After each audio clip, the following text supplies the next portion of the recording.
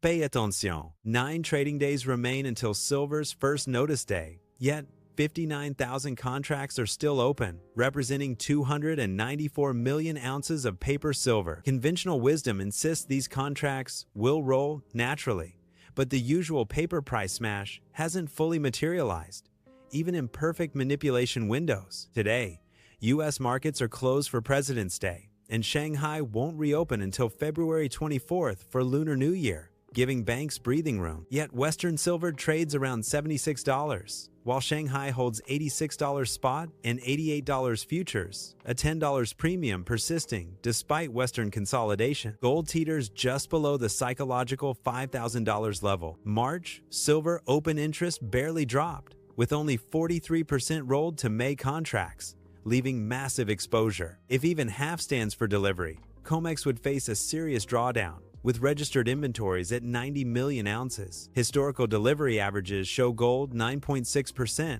silver 4.9%. Latest figures are elevated to 10-13%. Eastern buyers continue absorbing physical metal at premiums, accelerating paper physical divergence. Sophisticated investors are also betting on tail events. $20,000 gold call options surged to 11,000 contracts, indicating extreme asymmetric upside hedging. Meanwhile, media, regulatory interventions, and dollar positioning all influence perception and mechanical flows. This isn't speculation or volatility. It's a systemic stress test of global financial mechanics, confidence, and the East-West dynamics, shaping delivery, premiums, and structural risk. Hey, James here.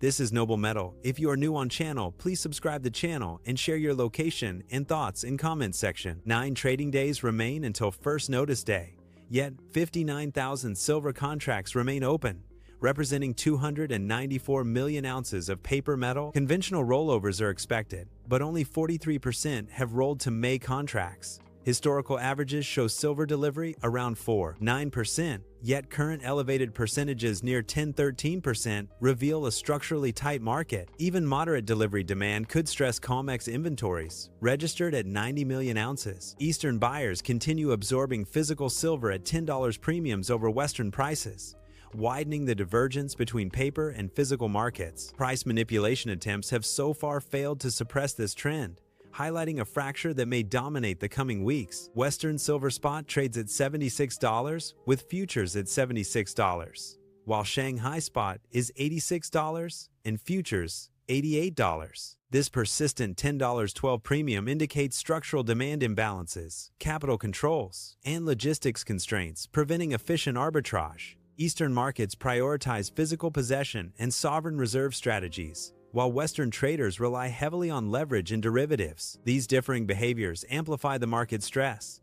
with paper markets unable to fully suppress Eastern absorption. Gold Western spot hovers near $4,960, under the $5,000 psychological level. Meanwhile, far out of the money December $20,000 call options have surged to 11,000 contracts, reflecting sophisticated tail event hedging. These extreme strikes indicate investor anticipation of asymmetric upside, signaling concern over potential currency debasement, systemic banking stress, or geopolitical crises. Such positioning highlights the growing divergence between fiat confidence and tangible hard assets. Warren Buffett, in 1998, dismissed gold as non-productive, a criticism rooted in comparing it to businesses generating cash flow. Since then, gold has dramatically outperformed equities amid accelerating currency debasement. Stage 6 debt cycle dynamics, with rising money supply, wealth concentration, and rival powers building parallel financial infrastructure, have favored precious metals as neutral collateral and a hedge against systemic risk. Media narratives amplified selling pressure during the February silver crash. Headlines, coinciding with weakest price momentum and thin liquidity windows, caused reflexive algorithmic selling. On February 12,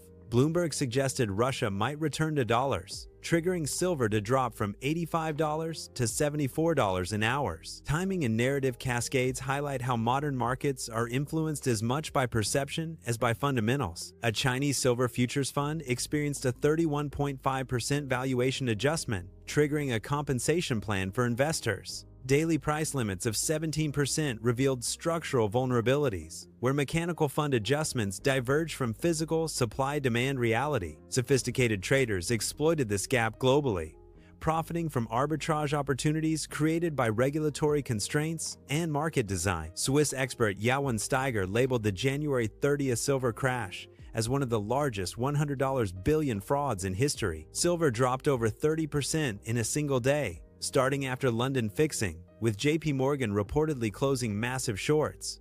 COMEX traded 83 billion ounces that day, with zero physical movement. Shanghai premiums exploded 40% plus, highlighting structural east-west divergence. China banned naked shorts, investigating 180 cases, signaling stricter oversight. This regulatory shift empowers Eastern physical buyers, giving them leverage over Western paper markets. Physical absorption remains structurally strong, even as Western prices consolidate. Reports of silver selling out in Dubai confirm Middle Eastern demand is real. Dollar shorts hit a 1-4-year extreme, creating potential for violent short squeezes.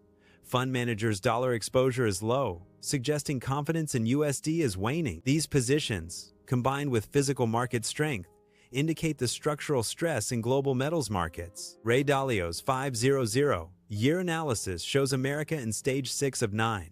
Federal debt over 120% of GDP, slowing productivity, rising debt service, and expanding money supply. The two choices, rising rates causing collapse or printing money causing inflation, destroy wealth differently. Stage 6 can persist years before Stage 7 resets occur via conflict, restructuring, or negotiation. China prioritizes financial dominance and societal stability over speculative profit, challenging U.S. global financial supremacy. India's silver imports surged 129%, highlighting structural East demand despite Western consolidation. Eastern markets increasingly shape price discovery, while Western paper markets struggle to suppress movement. Paragraph 12.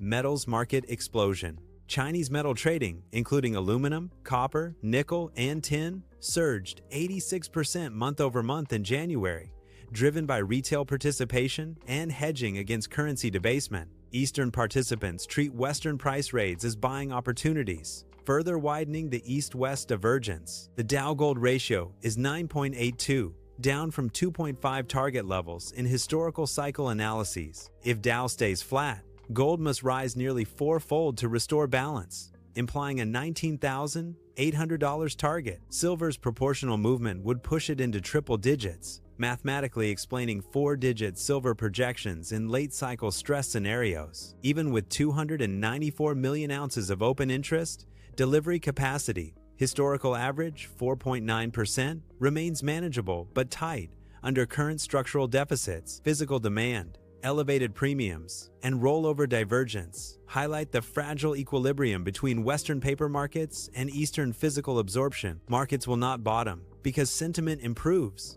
They bottom when forced sellers exhaust supply. Elevated delivery percentages, persistent East-West divergence, and systemic debt dynamics indicate structural stress is underway. Investors must focus on mechanics, delivery, premiums, and open interest rather than daily volatility. Preparation and logic, not emotion, define opportunity in this evolving reset of global precious metals markets. I'm not here to build a cult of followers.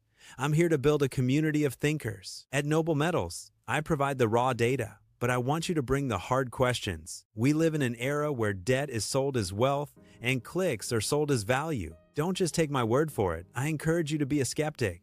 Check my sources, challenge the mainstream narrative, and verify every claim I make. Because at the end of the day, a truth you've discovered for yourself is far more valuable than any hype or financial trend. Real gold is rare, but real truth is rare. Let's find it together. This is Noble Metals. I'll see you in the next one. Stay skeptical, stay informed.